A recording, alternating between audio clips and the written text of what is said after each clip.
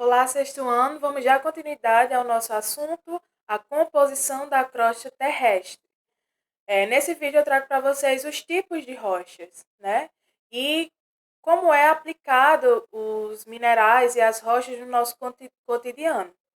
Então, lembrando, né, que no último vídeo eu falei para vocês o que seria rocha, o que seria mineral, quais eram as propriedades do mineral, relembrei para vocês a composição da crosta terrestre, que é a verdade do planeta Terra, né? E falei também sobre a escala de Morse. Queria também me desculpar pelo nome que eu falei, Francisco, né? O Francesco Morse, mas não é Francesco Morse, é Frederic, certo? Frederic Morse. Foi ele que fez a escala de Morse, que propôs a escala de Morse para definir a dureza dos minerais, ok? Então, só para uma ressalva quanto a isso, para me corrigir. Então, vamos lá dar continuidade. As rochas, elas podem ser classificadas de acordo com a sua origem e como elas são originadas. Então, de acordo com sua origem, as rochas elas podem ser classificadas em rochas ígneas ou magmáticas, em rochas sedimentares e em rochas metamórficas. Essas três rochas compõem aí a nossa crosta terrestre, né? E as rochas são formadas pelos minerais, lembrando, por um ou mais minerais. Nós iremos ver cada tipo, certo? Nessa videoaula. Então, a primeira rocha ígnea ou magmática. Ígnea vem de fogo, né? E magmática vem de magma. O próprio nome da rocha tenta indicar a sua origem, né? São rochas produzidas pelo resfriamento e pela solidificação do magma. Lembrando que o magma é a rocha derretida que fica ali no manto da Terra, né? Na camada do manto. E essas rochas, ao sofrer altas temperaturas e pressões, se derrete e forma um magma, né? Lembrando disso. E ao ser expelida, forma as larvas. Então, as rochas ígneas ou magmáticas são aquelas rochas originadas pelo resfriamento e pela solidificação do magma. E, de acordo onde ela se resfria e onde ela se solidifica, pode ser classificada em dois tipos. A rocha ígnea vulcânica, né? Ou a rocha ígnea plutônica. Então, dentro da rocha ígnea ou magmática, ígnea e magmática é a mesma rocha, são a mesma coisa, certo? Recebe esses dois nomes. Podem ser classificadas em rocha vulcânica e rocha plutônica. Como eu já falei para vocês, o magma, ele se forma no manto, né?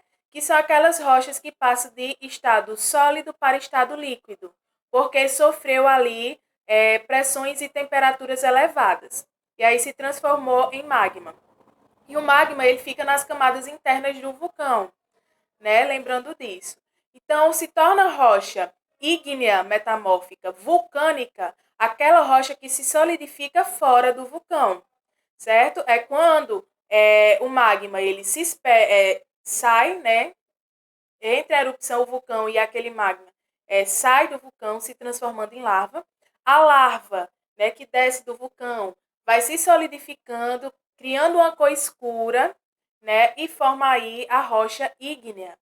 Um detalhe desse tipo de rocha, né, da rocha vulcânica, ígnea vulcânica, é que não dá para perceber os minerais presentes nessa rocha. Não é visível a olho nu. Um exemplo de rocha vulcânica é o basalto, certo? O basalto tem aí umas pedrinhas brancas nele, porém, normalmente ele é totalmente preto.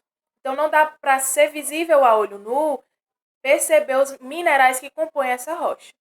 É diferente da rocha plutônica, que é uma rocha ígnea que se solidifica lentamente abaixo, né, da superfície do vulcão.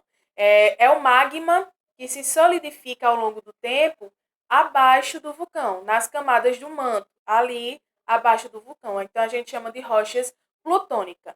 A principal, né, rocha plutônica é o granito, que é também bem conhecido. Nós temos aqui a imagem do granito. E o granito você pode perceber bem melhor, né, do que o andesito que eu falei do bálsamo, né, do basalto, na verdade. E além do basalto, tem o andesito, que é essa imagem aí de cima. O basalto ele é bem mais escuro. E o andesito é essa imagem aí de cima preta, certo? Da rocha vulcânica. E abaixo nós temos a rocha plutônica, que dá para perceber a olho nu os minerais que constituem o granito. O granito é formado pelo o quartzo, o feldespato e a mica. Esses três minerais formam o granito. E dá para perceber, ó, tem partes pretas, tem partes brancas, tem umas partes mais amarronzadas e forma aí a rocha chamada de granito. Então aqui o que é importante salientar: rochas ígneas ou magmáticas produzidas pela solidificação, né, do magma e seu resfriamento, e elas podem ser classificadas em vulcânicas, quando esse magma ele se solidifica fora do vulcão, ou seja, é a solidificação da larva, e as plutônicas, que é a solidificação do magma no interior da superfície, sem estar expelido lá embaixo da Terra, certo? Da camada terrestre. Nós temos aqui a imagem, né, mostrando o basalto, que é produzido acima, né, uma rocha vulcânica, é produzida pela larva do vulcão, pelo resfriamento da larva do vulcão, acima da crosta terrestre, e o granito, que é formado abaixo da crosta terrestre, abaixo das camadas do vulcão, pelo nosso magma, pelo resfriamento e solidificação do nosso magma, certo? Do magma do vulcão, né? E nós temos um outro tipo de rocha que são as rochas sedimentares. Como são originadas essas rochas? As rochas sedimentares, eles são resultantes do acúmulo de fragmentos de rochas, de outras rochas, que são rochas mais antigas, rochas que estão há milhares de anos, né, aí presentes na Terra. E por restos de organismos compactados pela ação da pressão das camadas mais superficiais. Então, as rochas sedimentares, elas são formadas por organismos que já morreram, também chamados de fósseis, que viveram no passado e se acumularam lá, certo, na Terra, na crosta terrestre, e ela é formada por outras rochas, presente também na crosta terrestre. É um tipo de rocha que tem uma degradação mais fácil e consiste na compactação dessas rochas. O que é compactação? As camadas. A deposição dessas rochas formando camadas, certo? Um exemplo de rochas sedimentares é o arenito, argilito, varvito, calcário. Todos esses exemplos estão na apostila de vocês. Então, a principal função daqui, a principal informação que você deve saber sobre as rochas sedimentares, são formadas por fósseis, restos de organismos que já morreram no passado e formado por restos de rochas antigas, que se fragmentaram. Nas rochas sedimentares, sofrem processos para sedimentação, para elas se tornarem rochas sedimentares.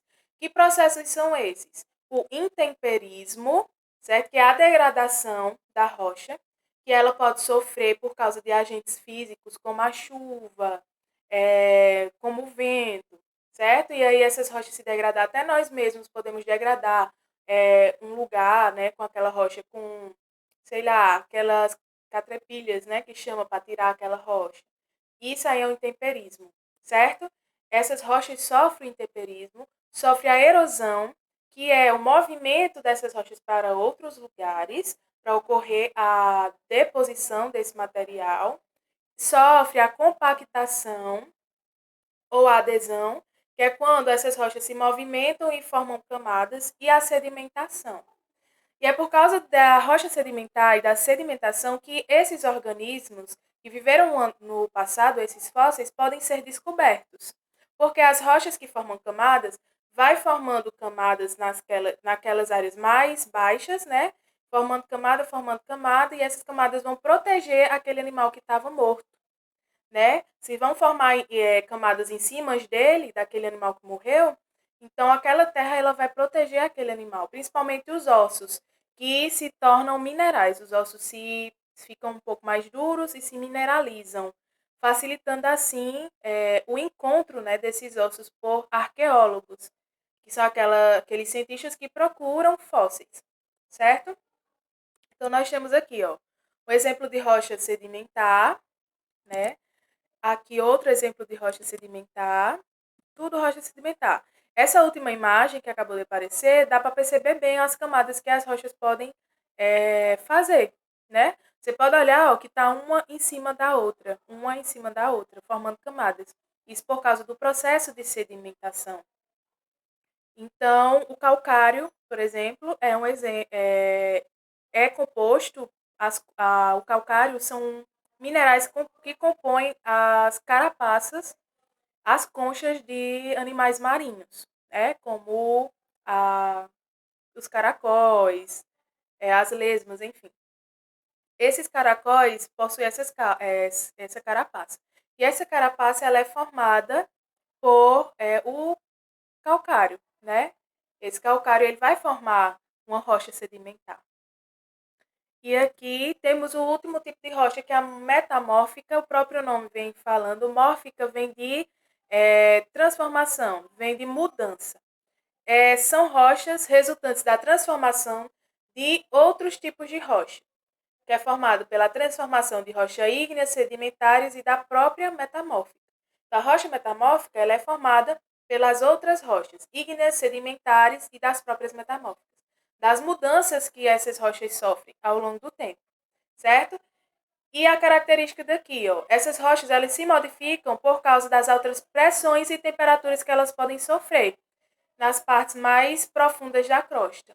Então, às vezes a crosta terrestre ela se modifica, fica com alta temperatura e alta pressão, e as rochas que estavam lá, que podia ser ígnea ou sedimentar, pode se transformar em uma metamórfica. Então, essa é a principal característica. São rochas que resultantes da transformação de outras rochas, principalmente das ígneas sedimentares e das próprias metamórficas. Exemplo, ardósia, mármore, quartzito. Outro exemplo, argila. Argila, né, que é utilizada principalmente em produtos faciais e máscaras faciais, elas normalmente em temperatura ambiente, elas são macias. Porém, quando colocadas em alta temperatura e pressão, elas se tornam sólidas. Então, isso já pode indicar uma transformação, né, uma mudança daquela rocha. Temos aqui, né, as rochas que significa a ardósia, o mármore e o quartzito. São rochas metamórficas, certo? As rochas metamórficas também podem ser classificadas em laminares e cristalinas. Isso vai depender do formato que elas receberem. As laminares, formato de lâmina, e cristalina, formato de cristal. Um exemplo é o quartzito, essa imagem aí, que é onde está a rocha mais amarronzada, né? É uma rocha laminar, você vê a forma que ela apresenta. E o do meio, a mármore, né? Você pode ver que tem uma forma mais cristalina. Temos aqui o ciclo da rocha, as mudanças que as rochas podem sofrer. Então, o ciclo da rocha, ela ocorre gradualmente ao longo do tempo na crosta terrestre, nas mudanças que ocorrem tanto na superfície terrestre como internamente, como dentro da crosta terrestre, certo? Então, o ciclo da rocha é um conjunto de processos a que são submetidos os sedimentos e as rochas na superfície e no interior da crosta terrestre. É como o vidro. O vidro, minha gente, ele é formado pela areia, certo? A areia do mar e formado pelo calcário, que são as conchas, né, dos animais marinhos que ficam ali naquela areia. Os dois fundidos em alta temperatura e pressão pode formar o que a gente chama de vidro, certo? Pode formar o vidro. Então, aqui o ciclo da rocha ele vai envolver esses processos. O processo de pressão, de temperatura, de intemperismo, que eu falei para vocês, de erosão, que é a movimentação dos sedimentos. Então, o ciclo da rocha se inicia com magma. Localizem aí o magma. O magma, ele vai sofrer, né, a temperatura e pressão, pode ser expelido, formando a larva e se solidificando. Temos aí a solidificação de uma rocha vulcânica ígnea, né? Então, essa rocha pode sofrer, a rocha ígnea vulcânica pode sofrer a ação de, cadê ali? De resfriamento, solidificação e cristalização, né? Se transforma em rocha ígnea, essa larva se transformou em rocha ígnea vulcânica. Essa rocha ígnea sofreu a ação da erosão, da sedimentação, do intemperismo, e aí pode se transformar em sedimentos, né? Então, nós temos já rochas sedimentares. Essas rochas sedimentares sofrem aí a ação da cimentação, da compactação, certo? Que é um processo de deposição e formação de camadas e pode se transformar aí nas rochas sedimentares, né? Temos aí a compactação e a cimentação, formando a sedimentação e a rocha sedimentar. A rocha sedimentar pode sofrer a pressão de altas temperaturas e se transformar em uma rocha metamórfica. Essa rocha metamórfica, ela pode se sofrer ainda mais pressão e mais temperaturas e se derreter.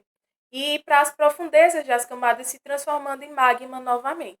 Por isso tem aí o ciclo da rocha. Uma pode se transformar em outra dependendo do que ocorra com elas, certo?